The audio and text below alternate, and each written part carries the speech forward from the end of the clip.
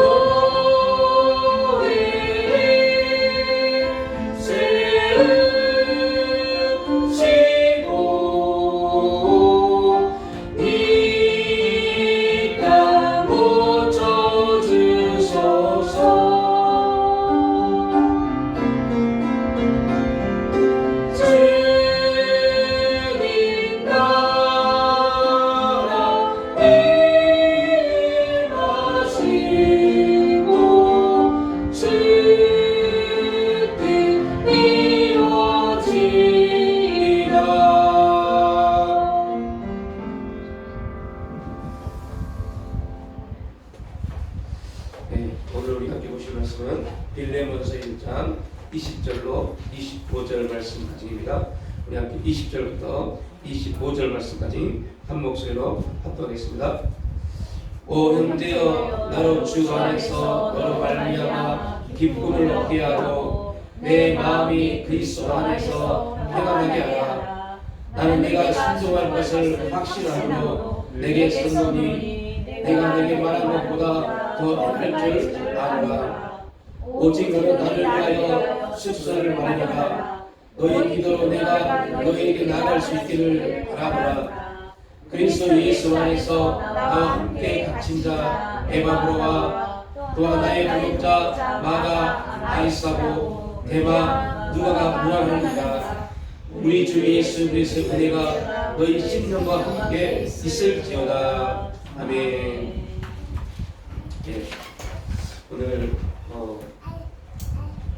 빌레몬 마지막 설교 1장 20절 25절 말씀을 정체성이라는 주제와 함께 들을 텐데요.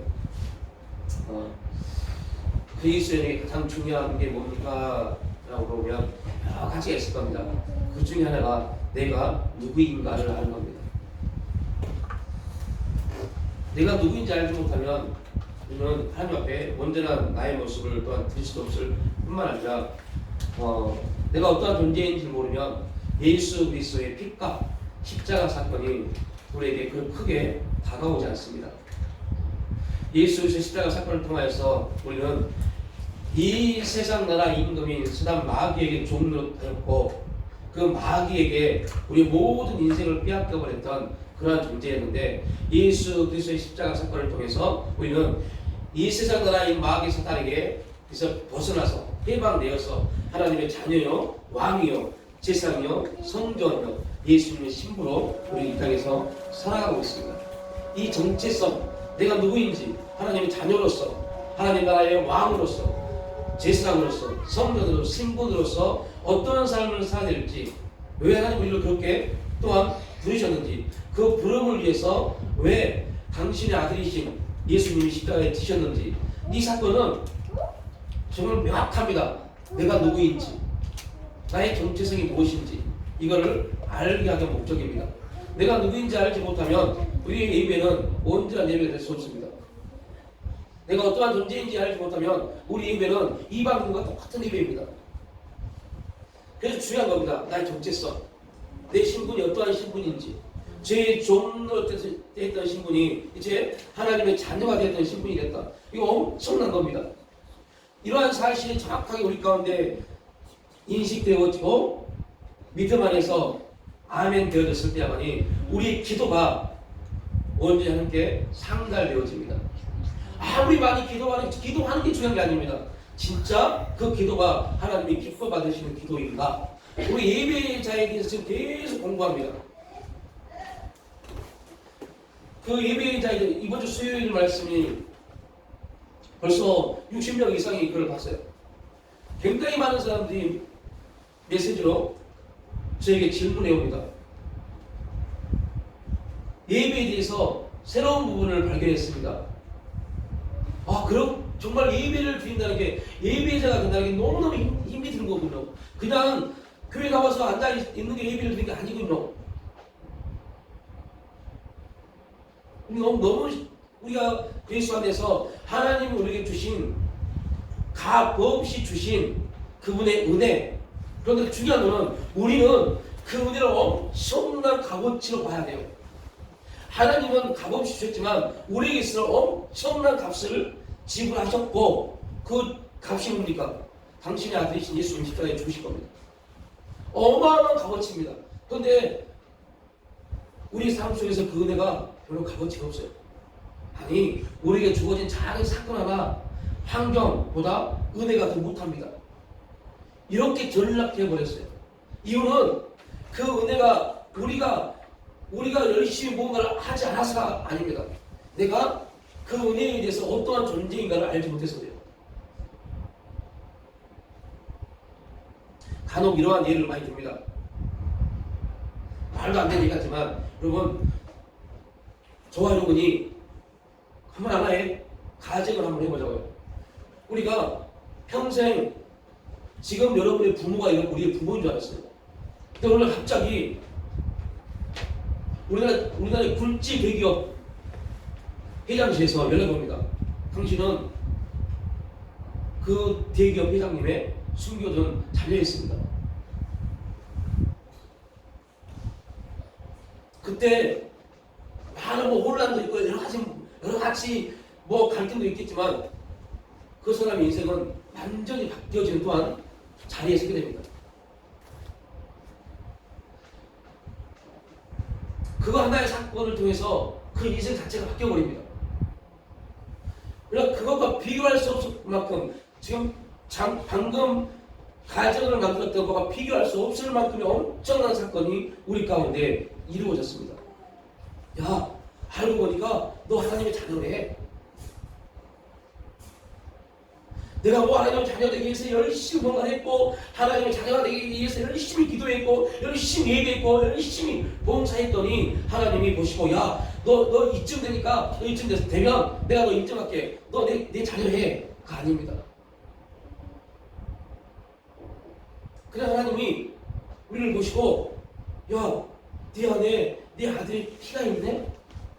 십자가에 공로가 있네? 너 네 자녀야. 라고 말씀을 해보신 겁니다. 그리고 더 기가 막힌 것은 이제부터 하늘나라에 있는 천국에 있는 모든 게 다 네 거야.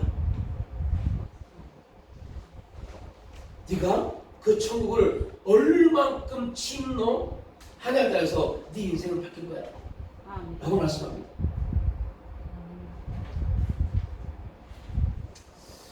안타까운 것은 천국을 침노해 본 적이 없어요.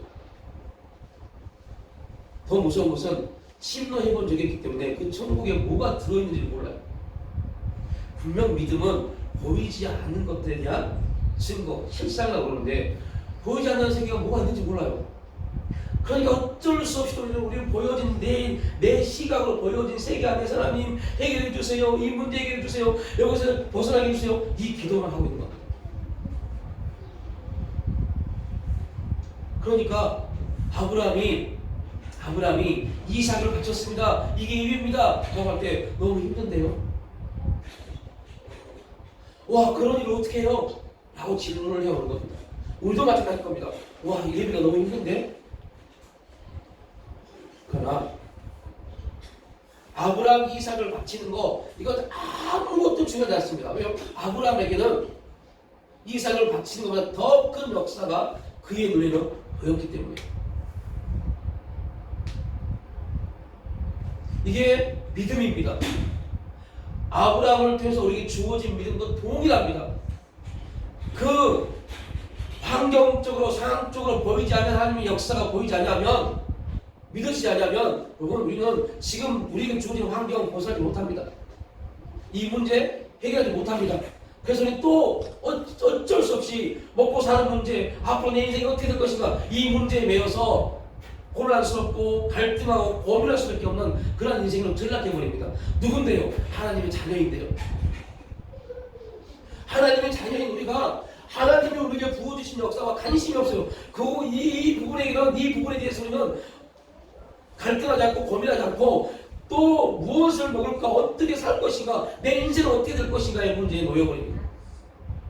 이것은 죄의 종노릇했던 사단의 종이었던 상태에 우리의 고민이어야 돼요. 이제 하나님의 자녀가 된 우리는 이러한 고민이 있으면 안 돼요. 이러한 고민을 하지 않도록 우리에게 하나님이 우리에게 주신 게 있어요. 그게 뭐예요? 믿음입니다.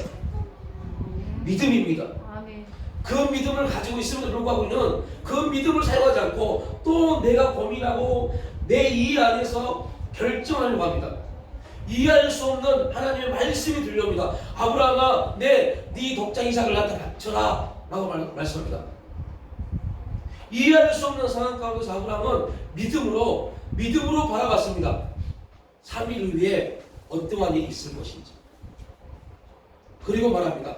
사람들아, 너희들 내가 있어. 나와 내 아들이 하나님이 지시하는 곳에 가서 예배 드리고 올게 라고 합니다. 그 예배가 뭐예요? 아들을 죽이는 거예요. 아들을 죽이는 거예요. 여러분들 여기까지만 보인다면 우리의 믿음은 아무런 역사가 아닙니다. 아브라함은 이삭을 죽이는 것에 눈이 가지 않았어요. 아브라함은 그곳에서 역사하신 누구를요? 하나님을 바라봤어요.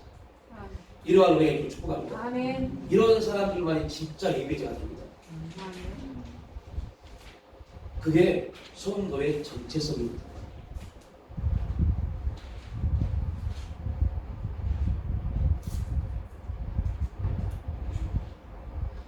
이 부분을 어떻게 설명을 해야 되게 쉽게 알아들 수 있을까 고민을 되게 많이 했어요. 이번 주에 저에게 있었던 일을 하나를 말씀드리면, 월요일에 이번 이 합주 월요일에 딱 되니까 제 통장에 33,600원이 남더라고요. 그 돈 가지고 일주일을 살아야 돼요. 네? 저희 큰딸이 아빠 얼마만 보내줘? 보내줄 수가 없어요. 근데 저 아이는 내 통장이 얼마 있는지 관심이 없어요. 지금 자기가 필요한 것에 관심이 있습니다. 부모는 어떻게 해야 돼요? 그걸 채워줘야 돼요. 내가 할 수 있는 일이 뭘까요? 여러분이 할 수 있는 일이 뭘까요? 제가 할 수 있는 건 아무것도 없어요. 그래서 답이 나오는 겁니다. 하나님, 어떻게 하죠? 지금 급하다는데 할 수 없는데 그러면 주님이 어떻게 우리에게 말씀하셔야 돼요? 야 알았어 내가 할게 라고 말씀은 얼마나 좋아요. 주님은 딱 한마디로 해봐. 감사해라. 감사해라. 동문서답. 우리 주님이 가장 잘하신 거 동문서답. 감사해라. 아니요 당연히 감사합니다. 그런데 지금 저에게 필요한 거는 저희 딸이 저에게 요구한 돈입니다. 감사해라. 그래서 대도 안 하는 내 감정이 내 생각이 반응도 안 되는 그럼에도 불구하고 그분이 하라고 하셨기 때문에 내 주님 이런 환경에 대해서 감사합니다. 너무너무 감사합니다. 하고 그냥 더 있으면 제 마음이 더 무너질 것 같아서 그냥 일어서서 사무실로 갔어요. 그래서 작업을 하고 있는데 갑자기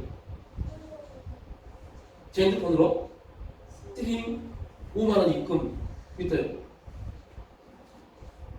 불과 한 5분 사이입니다. 그래서 또 보낼 수 있었어요. 그런데 기가 막히고선 한 번으로 끝나잖아요. 또 한 이틀 뒤에 또 연락이 와요. 아빠 얼마 보낼 수 있어? 저 아이는 모릅니다.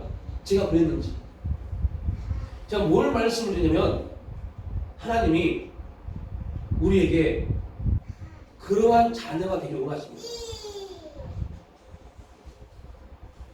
이해가 되십니까? 그러한 자녀가 되기를 원하십니다. 우리는 하나님 앞에 기도할 때 어떻게 기도하냐면요.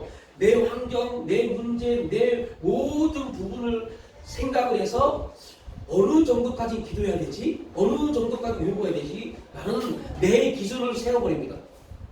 그리고 그 기준 안에서 하나님 응답을 받으려고 합니다. 하나님 말씀합니다. 야, 그거부터 없애. 라고 말씀합니다. 그런데 여러분들, 우리의 기준이 딱 서는 순간부터요, 하나님 음성이 절대 들려지지 않습니다. 이게 그동안 우리의 시간이었어요. 하나님 말씀합니다. 야, 너는 나를 어떻게 고백하느냐? 여러분이 하나님 앞에 하나님을 고백할 때 어떻게 고백하십니까? 거의 대부분 소문도라면 하나님 앞에 이렇게 기도합니다. 전지 전능하시며 라고 기도합니다. 그래놓고 하나님께 그렇게 하나님을 고백해놓고 기도할 때는 내 기준에서 기도합니다. 이거는 여러분 엄청난 모순입니다. 하나님이 우리에게 요구하시는 모순이 아니라 우리 자체의 모순입니다. 이 모순에는 어떠한 기도 응답도 있지 않습니다.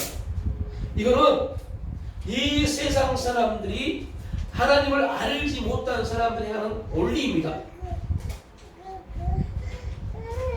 진짜 저와 여러분이 하나님의 자녀이고 하나님의 부르심의 자리에 있다면 하나님이 어떠한 분이심을 안다면 정말로 전지전능하신 분이라는 걸 안다면 우리 기준에서 벗어나서 기도하셔야 돼요. 내 환경은 이러하지만 내 생각은 이러하지만 내 이해적 관점은 이러하지만 그 나를 뛰어넘어서 역사하시는 나는 작지만 크신 하나님을 볼 수 있는 그 눈이 성경은 믿음이라고 말합니다. 그런 더 기가 막힌 것은 모든 성도에게는 이 믿음을 동일하게 다 주셨습니다. 여러분 우리가 자칫 잘못하면 어떠한 문제에 놓이냐면요. 사도 바울이나 다윗 같은 사람들, 모세 같은 사람들 굉장히 정말 엄청난 위대한 믿음의 사람이라고 말합니다. 그들에 비하면 나는 정말 초라하고 보잘것없고 가진 것 없고 할 수 없는 그러한 사람이라고 스스로 자기를 평가합니다. 그러한 평가를 겸손한 이름으로 착각하는 사람도 있어요. 이건 교만입니다. 어떠한 교만이요? 그들에게 역사하신 하나님이 지금 나에게도 역사하신 하나님과 동일한 하나님이시라는 것을 무시하는 교만입니다. 인정하지 않은 교만입니다. 세상 사람들은 능력 있고 똑똑하고 많이 배우고 가치가 많은 사람들, 이 사람들이 능력 있는 겁니다. 이 사람들이 뭔가 특별한 뭐가 있는 겁니다. 그리고 그들에 비해 나는 뭔가 부족한 사람으로 착각합니다. 이게 세상의 원리입니다. 그러나 그리스도 예수 안에서 우리에게 주신 믿음은 바울에게 주시던 믿음이나 오늘 저와 여러분에게 주시던 믿음이나 저 아이들 아직 인식적 생각적 기능이 온전히 활발하지 않은 민경이나 효도에게 주신 믿음이라 동일합니다. 왜요? 동일하는 심이 동일하게 주신 거니까. 절대 내 기준에서 하나님을 평가하면 안 돼요.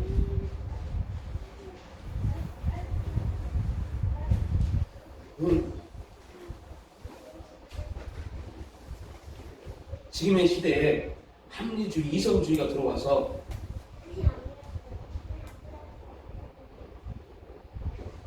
사람을 평가하고 심지어는 학생이 선생을 평가하는 시대입니다.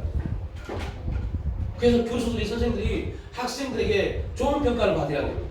그런 말도 안 되는 자리에 시간에 지금 우리가 놓여 있습니다.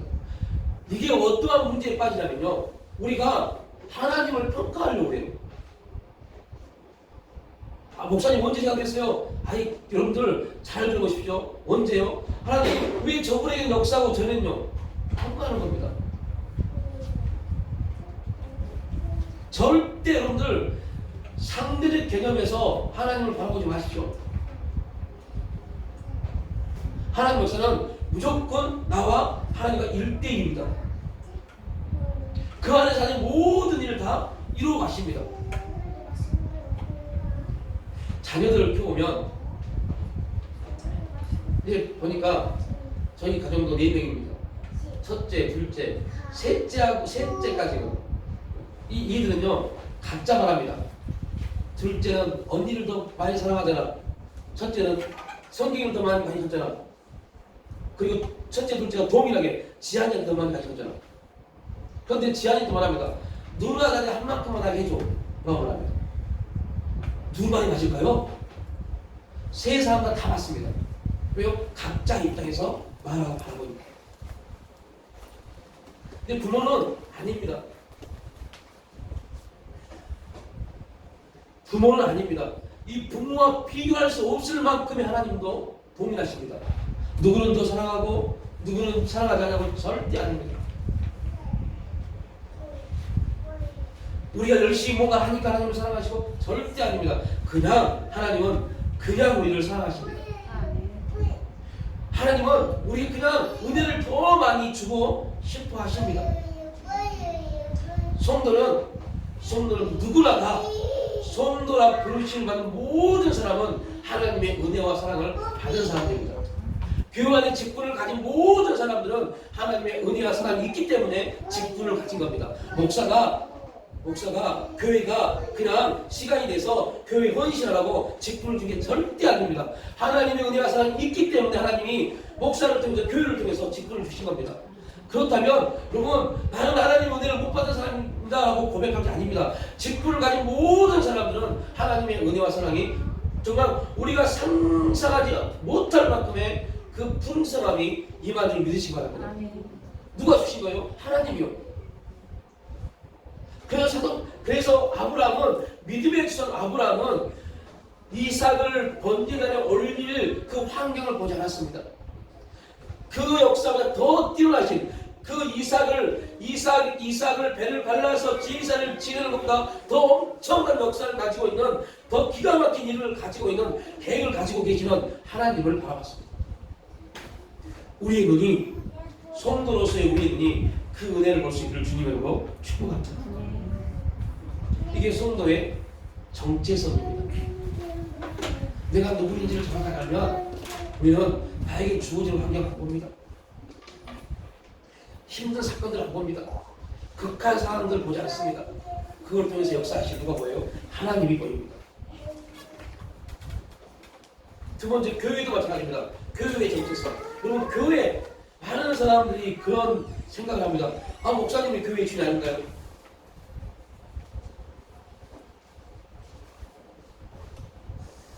이런 교수들은 그런 부분이 없겠지만 혹여나 그런 생각을 갖고 그런 마음이 있다면 이건 진짜 잘못된 부분이고, 어떤 분들은 그러더라고요. 목사님이 교회에 있으니까 교회 가기가 부담스럽습니다. 우리 교회 말하고요. 그런 질문을 많이 받아요. 저도 그 목사님들의 말을 듣고 내가 교회를 가지 말아야 되나? 자연스럽게 성도들이 드나들수록 가지 말아야 되나? 그 때문에 부담되나? 그런 생각을 굉장히 많이 했어요. 내가 있어서 기도하라고 하지 않나?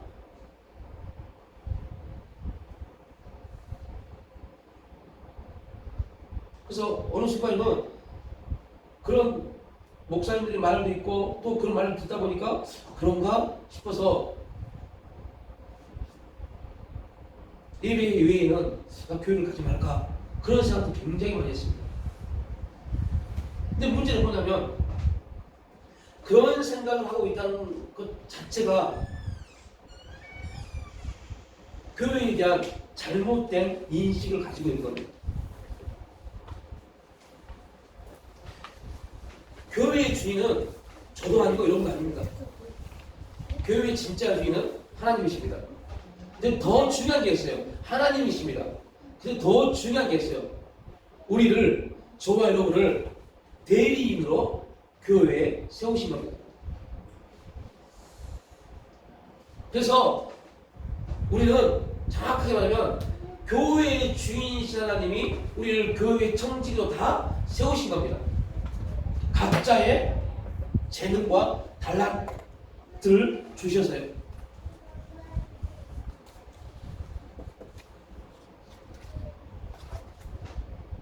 이 하나님의 섭리, 하나님의 역사하심이 우리에게 반응하지 않으면 눈치가 보일 수밖에 없어요. 교회 오다가도 목사님이 신발 입고 오려면 한번 움찔해지는 거.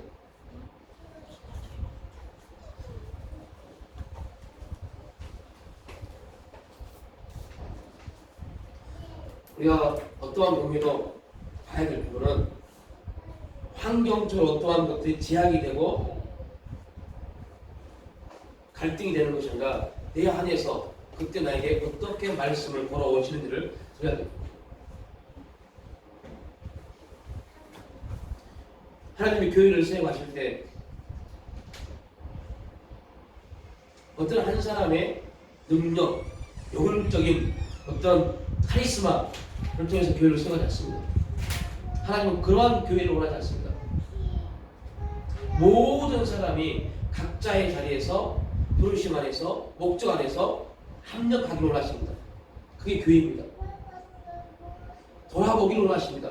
그래서 사도 바울은 계속 말합니다. 서로라는 말을 되게 많이 말합니다. 서로 돌아보고 서로 합력하고 서로 바라볼 수 있는, 관심 가질 수 있는, 성도와 성도의 관심 갖는다는 게요 그냥 한번 인사하고 그런 게 아닙니다.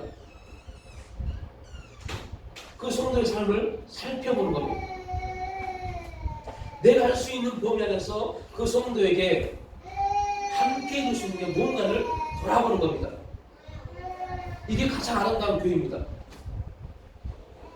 목사가 할 일이 아닙니다. 이거는 교회 성도들이 할 일입니다.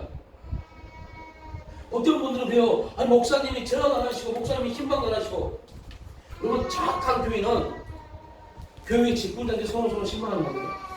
교회 직분자들이 서로서로 전화를 걸어서 어떠한 삶을 사는지를 서로서로 나누는 겁니다.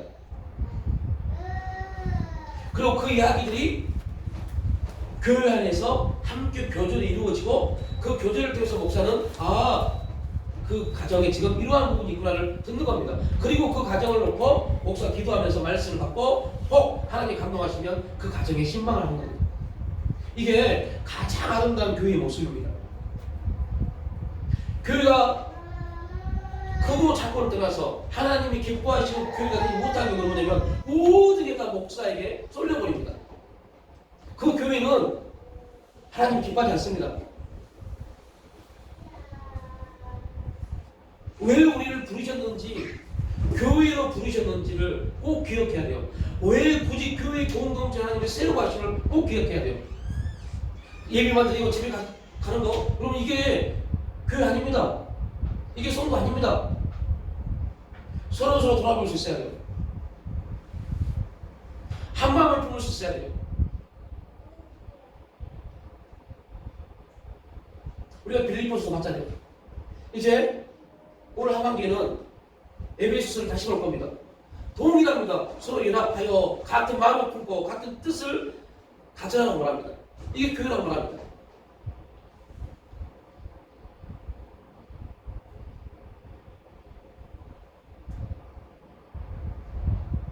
저는 교회 성도들이 그랬으면 좋겠어요. 교회 앞을 지나갈 때 그냥 지나가지 마시고 단 1분이라도 교회에 문을 열고 들어와서 교회에 단 1분이라도 기도하고 가셨으면 좋겠어요. 여러분, 이게 얼마나 큰 사건인지를 잘 모르시더라고요.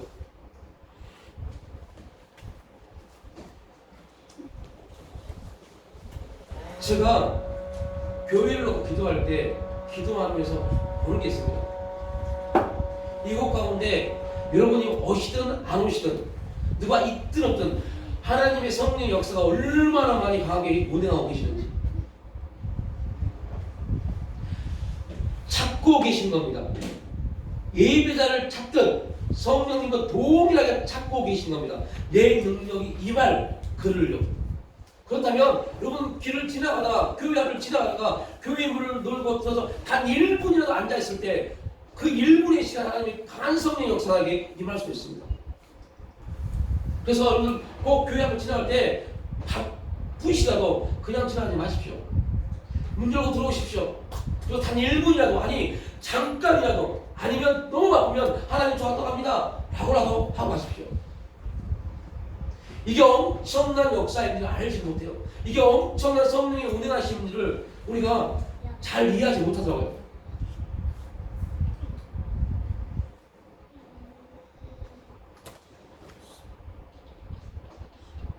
이유는 목사의 실수 있어요. 잘못된 가르침일 수 있습니다.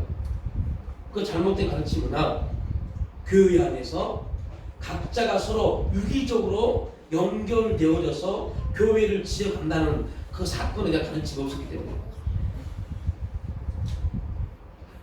우리 일주일 동안 릴레이로 교회에서 하루 1분씩 기도합시다 이래야만 하는 게 아닙니다.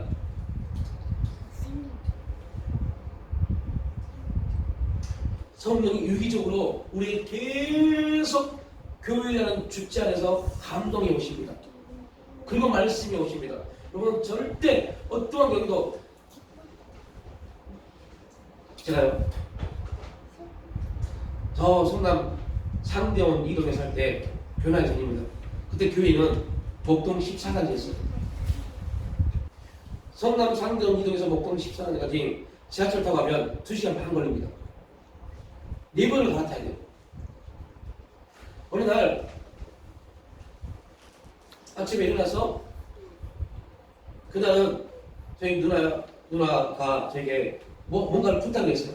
이거 좀 해줘 라고 해서 그걸 해야 돼요. 근데 갑자기 제 마음가운데 빨리 교회를 가야 된다는 감동을 주세요.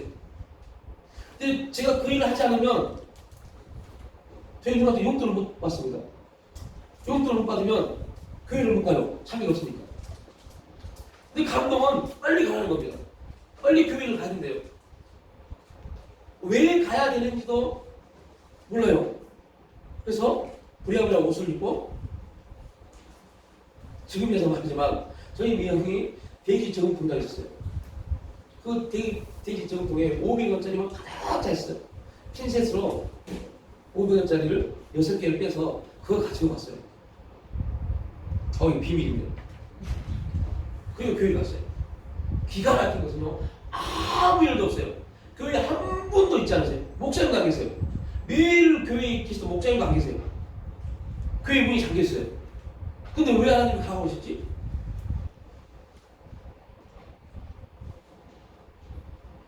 그때는 이렇게 핸드폰도 없던 시대입니다. 아무리 두드려도 교회 문이 열리잖아요. 제가 하나님 이게 뭐죠? 왜 저에게 그런 감동을 주셔서 교회에 오게 하셨습니까? 그때 주님이 지금 박형근 목사를 위해서 빨리 기도해라. 여러분 우리가 그랬어요. 집에서 기도할 수 있잖아요. 빨리 기도해라. 이유도 없어요. 그리고 거기서 막 기도 하고 그 계단에서 2층인데요. 그래서 막 기도하고 다시 집으로 돌아왔어요. 목사님 오시지 않았어요. 다시 돌아왔어요. 그 주 수요 예배 때 교회 갔는데 사모님이 당신은 직장을 다녔습니다. 목사님이 집에서 배가 고프셔서 뭔가를 드시다가 그게 목에 걸려서 기도를 막아버리고 숨이 안 쉬어진 겁니다. 하나님은 알고 계셨어요. 그 시간에 그럴 것을. 그래서 2시간 전부터 저에게 감동을 주시는 겁니다. 저에게만 주셨을까요? 저는 아닐 거라고 봅니다. 그때 같은 자매였던 저희 아내 서양수 자매에게 줬을 거라고 봅니다. 동일하게 줬을 거라고 봅니다. 근데 그때 저에게 강하게 감동이 임한 겁니다. 모든 그 당시 베들교회 모든 성도에게 동일하게 감동을 줬을 겁니다. 이게 교회입니다. 여러분, 어느 순간에 갑자기 마음 가운데 교회 가서 기도하고 싶다 라는 마음이면 그 마음을 따라서 움직일 수 있어야 돼요. 좀 시간 있으면 좀 더 또 도저히 좀 더 갈 건데 그때 하나님 무시하는 거예요. 좀 있다고 지금 감동하면 즉각 움직일 수 있어요. 하나님은 그 모습을 보시더라고요. 순종했느냐 안 했느냐를 보십니다. 지금 바쁜데요. 하나님이 바쁜 걸 아시고 계십니다. 그 하나님은 우리의 바쁜 어떠한 거 보지 않습니다. 하나님은 그의 감동에 순종했느냐 안 했느냐를 보십니다. 여러분 성경 말씀은 얼마나 기가 막힙니까? 야 먹을 거 입을 거 다 한다. 그러나 네가 먼저 해야 될 것은 그의 나라와 그의 일을 먼저 구하는 것이다 라고 말씀합니다. 그리하면 여러분 성경에 그리하면 이제는 그러므로 굉장히 중요한 단어입니다. 그리하면 뭐하면요? 그의 나라와 그의 의를 구하면 그리하면 먹을 거, 입을 거, 모든 거 내가 책임져 줄게 라고 말씀합니다. 네가 하는 거 아니야? 내가 하는 것이지. 이렇게 하나님은 교회에 대해서 우리에게 감동하십니다. 그때 저와 여러분 중에 누군가가 아니 우리 모두가 하나님의 감동에 움직일 수 있는 그러한 은혜가 있기를 축복합니다. 이런 훈련이 굉장히 필요합니다. 그런데 그 삶에는요 반드시 우리에게 치명적인 손해가 임합니다. 말로 다 할 수 없는 손해가 임할 수밖에 없습니다. 그러나 꼭 다시 말씀드립니다. 하나님은 결단코 우리에게 손해를 주시지 않습니다. 그 사실을 알았기 때문에 아브라함은 우리의 믿음의 조상, 우리에게 믿음을 보여주신 아브라함은 자녀를 드릴 수 있었습니다. 그거를 봤기 때문에 결단코 하나님은 그 다음 일을 계획하고 계심을 알기 때문에 그 섭리를 알기 때문에 그게 교회의 정체성이면서 또한 우리 신앙의 정체성입니다. 신앙은 절대 여러분 교회 목사 혼자는 아닙니다. 교회 기도만이 어떠한 사람을 통해서 하지 않습니다. 모두가 함께 이루어져야 돼요. 그래서 사도 바울과 같은 사람에게도 우리 23절, 24절 말씀 함께 다시 한번 읽습니다. 시작. 그리스도 예수 안에서 나와 함께 갇힌 자 에바브로와 또한 나의 동역자 바가 아리스타고 데마 누가가 문안하느니라. 여기서 몇 명이 나와요? 5명이. 사도 바울을 계속 사도 바울과 함께 이 일을 이루어 가는 겁니다. 그런데 사도 바울이 서신서를 보십시오. 이 5명뿐만 아니라 수많은 사람들이 서신서 마지막에 계속 그 사람 함께 있던 사람들이 계속 나열됩니다. 근데 기가 막힌 것은 그 나열되어진 그 사도 바울의 서신서에 나열되어진 그 믿음의 사람들이 성경에 그렇게 많이 비중을 차지하지 않습니다. 그럼에도 불구하고 하나님은 그들을 가장 아름답게 받으셨을 겁니다. 왜요? 교회를 세워가는 데서. 여러분 사도 바울이 빌레몬과 오네시모를 화해시킵니다. 단지 화해의 목적이 있었을까요? 아닙니다. 이 두 사람이 화해해야만이 골레스의 교회가 부흥할 수 있으니까요. 골레스의 교회가 하나님의 뜻대로 사용될 수 있기 때문에 하나님은 우리에게 그를 용서하라고 말씀합니다. 이 용서하라는 굉장히 중요한 목적이 있습니다. 왜요? 그래야만이 그곳에 하나님의 역사가 일어나기 때문에.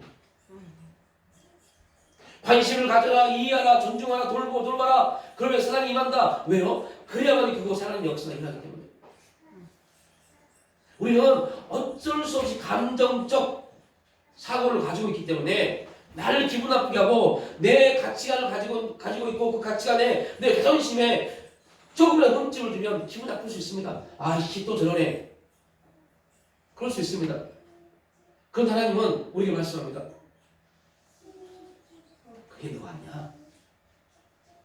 그때 진짜 너는 기분 나쁘고 감정 상하고 자존심 상할지라도 그때 너는 감사합니다. 라고 하는 게 진짜 너야.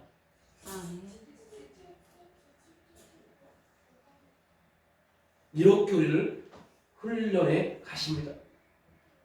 사도 바울, 빌레몬, 오네시모 이들 또한 더욱이나 죄인이었고 하나님을 알지 못하는 이방인이었습니다. 각기 삶이 다 달랐습니다. 그런데 결국 하나님의 은혜와 사랑이 그들에게 임하니까 하나님을 만나는 사건도 다르고 삶의 배경도 다르고 다 달랐지만 합력하여 선을 이룬 줄 믿습니다. 이게 신앙 공동체입니다. 이렇게 하나님 역사를 이루어 가십니다. 다 다릅니다.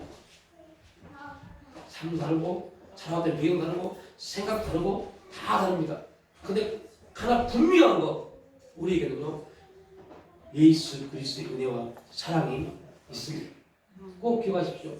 여러분들 저도 마찬가지입니다. 내 경험 되게 중요합니다. 내 삶의 가치관 되게 중요합니다. 자존심 또한 중요합니다. 그런데 이거보다 더 중요한 게 있어요. 이거 비교할 수 없을 만큼 내 인생에 책임져 줄 하나님의 은혜와 사랑입니다. 하나님의 은혜와 사랑에 우리가 관심을 갖기 시작하면 그때부터 이 사람의 말이 예전에 기분 나빴고 내 자존심을 뭉겼고 나를 무시하는 것 같지만 하나님의 음성이구나. 하나님 나를 만들어 가신 사건이구나. 하나님 나를 온전히 하시는 하나님의 뜻이구나라고 바뀌어지기 시작합니다. 반드시 하나님의 은혜를 받는 사람들은 이러한 변화의 과정이 있어야 합니다. 그래야만이 그곳에 하나님이 부어주시고자 하는 은혜와 축복이 임하게 됩니다. 그러한 역사가 우리의 신앙 가운데 우리가 속해 있는 교회 가운데 여러분이 만들어가는 여러분의 가정 가운데 임하기를 주님의 이름으로 축복합니다. 아멘. 그때 우리는 저 표현으로 끝나지 않습니다. 하나님이 진짜 채워주시는 복을 누릴 수 있습니다. 하나님이 진짜로 하나님이 채워주시는 복은 절대 어떠한 경우에도 없어지지 않습니다. 그 은혜가 있기를 주님의 이름으로 축복합니다. 아멘. 그 역사를 누릴 수 있기를 주님의 이름으로 축복합니다. 아멘. 아버지 하나님, 내가 누구인지, 왜 교회를 세우셨는지, 그 공동체 안에서 우리의 신앙은 어떻게 이루어져 가야 되는지, 아버지여 우리의 정체성을 확고하게 세워주시고 그 안에서 합력하여 선을 이루어가는 우리의 삶이 될 수 있도록 인도하여 주시옵소서.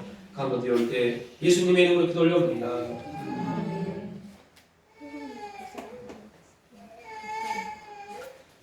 예수 가장 귀한 그 이름 찬양하시면서